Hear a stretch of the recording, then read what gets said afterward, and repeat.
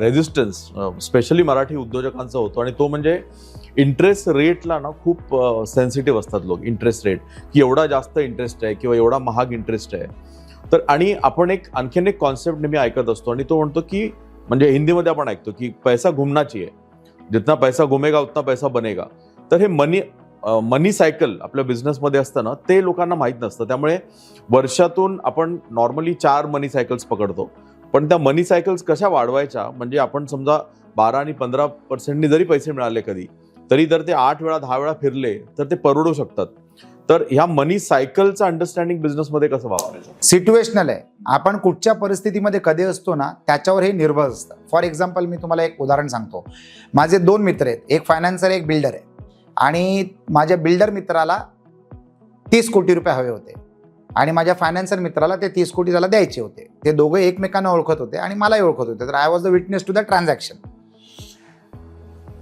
तर माझ्या ज्या मित्रांनी 30 कोटी दिले त्यांनी 24% रेट ऑफ इंटरेस्ट घेतला त्याच्याकडनं आणि 30 कोटीच्या समोर 50 कोटीचं कोलॅटरल लिहून घेतलं आणि रिपेमेंट पिरियड होती 18 महिने. ट्रान्झॅक्शन झालं. ज्याने पैसे घेतले त्याला मी विचारलं की तू वेडा झालायस, एवढ्या महाग रेटवर तू पैसे घेतोयस, तू काय एवढ्या डेस्परेशनमध्ये कशासाठी आहेस? तो म्हणाला राजेश मी रिस्क घेत नाहीये. ह्या 30 कोटीमुळे माझा 500 कोटीचा माल सेलेबल होतोय. लास्ट माइल फंडिंगची पैशाची गरज होती मला, गॅप फंडिंग, त्याच्यामुळे माझा 500 कोटीचा माल तयार होतोय. तर मी त्याला 18 महिन्यात नाही, मी त्याला 9 महिन्यातच रिपेमेंट करून टाकणार आणि माझा माल सोडून घेणार. आणि ते तसंच झालं. ते 9 महिन्याचे 12 महिने झाले पण तसंच झालं. तर पैशाची गरज कशामुळे आहे आणि ती जी गरज आहे ती ऑपॉर्च्युनिटी एवढी मोठी असली पाहिजे की त्याच्यासमोर हे व्याज छोटं असलं पाहिजे. आता ज्यांना बँक्स लोन देत नाही, आता फॉर एक्झाम्पल कॉर्पोरेट्सना जर लोन पाहिजे असतं ना तर त्यांना 5 ते 8% पैसे मिळतात, कारण ते A++ कॅटेगरीचे बॉरोवर्स असतात. जे थोडे कमी रिस्की असतात ना त्यांना थोडं जास्ती इंटरेस्ट, एकदम नॉन रिस्की असतात त्यांना 5 ते 8% पैसे मिळतात आणि देणारे जास्ती असतात ते घेत नाही. जे थोडेफार पॉप्युलर नसतात किंवा कॉर्पोरेट नसतात ना त्यांना 8 ते 12% मध्ये मिळतात.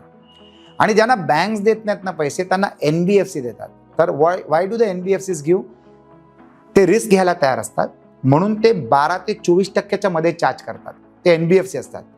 जो पैसे लोननी घेणारा असतो ना त्यांनी ऑपॉर्च्युनिटी कॉस्ट कॅल्क्युलेट केली पाहिजे की बाबा जे मी पैसे घेतोय या पैशाने मला जो प्रॉफिट होतोय त्याच्यामध्ये हा व्याज मी पचवू शकतो का. फॉर एक्झाम्पल समजा मी जो लोन घेतलंय त्या लोनमध्ये मला पहिल्याच वर्षामध्ये मला 1 वर्षासाठीच पैसे पाहिजेत किंवा 2 वर्षासाठी पैसे पाहिजेत आणि त्या 2 वर्षामध्ये मी 5 कोटी व्याज भरणार आहे. पण त्या 5 कोटी समोर मला जी ऑपॉर्च्युनिटी आहे ती 25 कोटीची आहे. तर तुम्ही हमखास घ्या.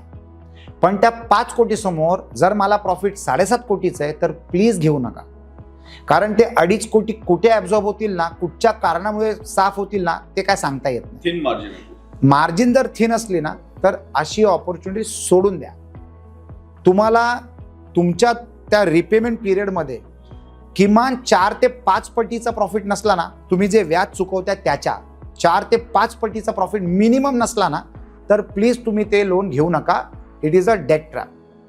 हे मी असं गणित करतो, ते तुम्हीही करू शकता. म्हणजे तुमच्याकडे याच्यापेक्षा चांगला देखील फॉर्म्युला असू शकतो. जर असला तर प्लीज तुम्ही कमेंट्समध्ये टाका, म्हणजे मी वापरू शकतो.